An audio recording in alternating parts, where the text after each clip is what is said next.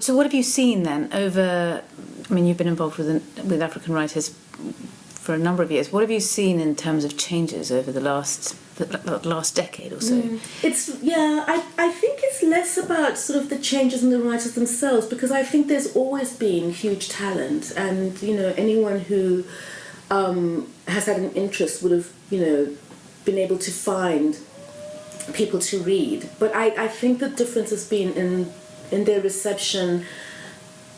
Well, I can talk most confidently about the reception in Western countries, because my publishing career has been in England, with experience of I guess the attendant American and European markets as well. And I know that one of the things that spurred me to enter publishing was not being able to find the people I wanted to read easily on the bookshelf. I mean, 15, 20 years ago, there was always a section at the back of the bookshop that had Black, lesbian and gay writers, and you'd have to sort of make your way past the fiction and the literary fiction, the prize winners, to that one bookshelf if you were lucky and the bookshop was big enough. And there on one shelf, if you were luckier still, you'd find writing by Africans. And not everybody was put on that shelf, but it would take a lot for somebody, let's say Ben Okri, to sort of be then in the main section. And one of my aims has always been to do my very best to make sure that changes. And I'm not the only publisher or reader to have had that desire. And I do think that it's something that's changed quite a lot, because if you look at No Violet being shortlisted for the Booker Prize, we've had books by Taye Selassie and Chinelo Paranta this year. That's just to mention a very few of the books that are being read internationally, so that these writers with their African names aren't foreign. People feel, I guess it's the way that at one time, reading an Indian writer would feel foreign, but now no one feels that Wikram Seth or, the new writer Sanjeev Sahota or Jhumpa Lahiri are offering them anything that they can't understand or that isn't meaningful and relevant to them. And I think that that's the situation, that if we're not already there, we're edging very close to that. Now, this isn't true for every single writer, but that change means that publishers are more open to submissions with names that at one time may have been unfamiliar or strange and no longer are. And so that the publishing deals are happening. And I think that what happens as well is that with a level of recognition, the writers who are not working in the diaspora, who are still working in African countries, can see that success. And as I said earlier along, it's that sense of possibilities have opened up. And so there's a sense of it not being isolated, being part of a wider world community. And one of the things that I think it's important to remember all of the time is that, publishing is a business. I think that sometimes we have a tendency to think of writers as people who are there to teach, or they tell stories because they can't help themselves. And sometimes that is the case, that that's what they're doing.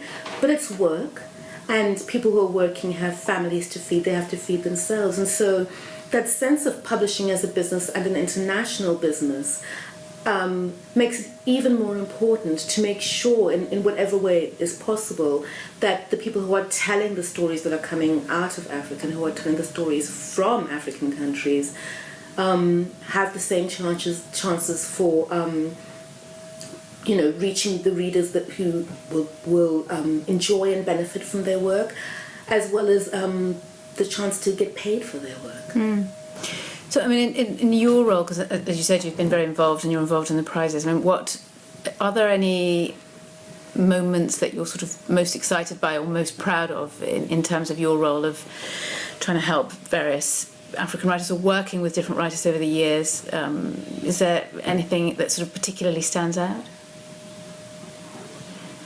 I went to a conference some time ago where this very feisty young feminist, about 20 years old, said, and I think it's a quotation from someone else, I'm not sure who, she said, chances are that if you're not sitting at the table, you're lunch. And I loved that. And I think, thought it was wonderful. And I think that the relevance sort of goes back to the comment I made earlier about feeling really lucky and proud to be part of the Caine Prize, because it means that ideas that I may have grumbled to, whoever was sitting next to me, or ideas that I can actually put on the table, and, if my colleagues are in agreement, see results from them. And I'm a publisher because I've always been in love with books. I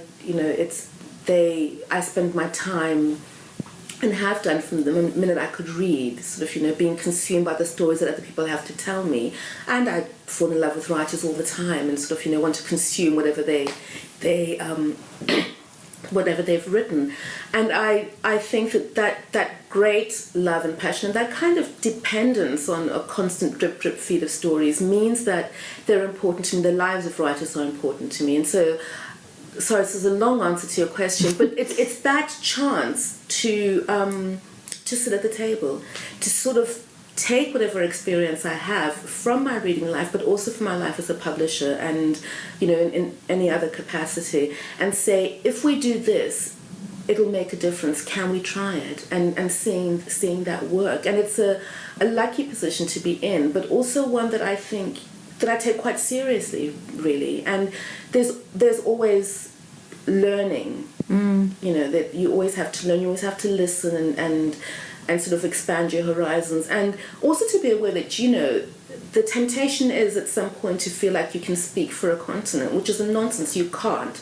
I am always really insistent that I speak as this reader and this editor and this publisher and nothing else. And of course, that speech is coming out of experience and hopefully thoughtfulness. But it can't be more than anything but my own opinion. And I think that's quite important, because I do find that burden that is sometimes there's this desire that, okay, well, since you're here, you can speak for the whole lot of you, is a nonsense and can't be treated with any level of seriousness. But at the same time, I think it's important to be aware that there are people who aren't at that table, and to think about what your seat therefore means. I mean, in that respect, I suppose there's going to be certain countries where things are flourishing a little bit more than others. So what would you like to see perhaps change or move, or is there particular places where you think there's too many questions but more focus? Well, I think that in a lot of places the economies and sometimes the politics mean that life is quite difficult for publishers. There's a lot of focus, and I think rightly so, on writers and drives for literacy. So there's that focus on readers.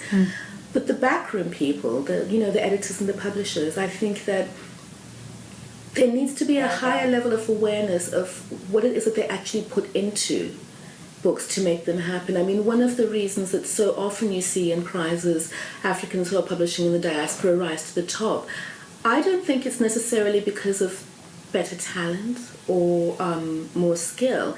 A lot of it has to do with really good editing. And I think that we can only benefit if we start to invest in the people who are publishers and editors working in countries where there are great difficulties. For example, you can think about something like Weaver Press in Zimbabwe or Ama Books. Publishers working in really harsh economies where there's a lot of unemployment, where people can't really afford books that aren't for education. And yet, year after year, they still produce work. They're still making sure that, the writers find their way to their readers and are pushing boundaries. And I think that, if there's anything I'd like to see in the coming years, it's a growing awareness of the need for, if there is such a thing as an international community of people concerned with this thing, is to offer support there, be it in terms of, co-publishing deals or training opportunities. And I don't mean support in donations or things like that, but I think practical support, that these people who've been running businesses have the tools and the backup to make their businesses even better, because that will benefit the writers. I think that's the most important thing for me.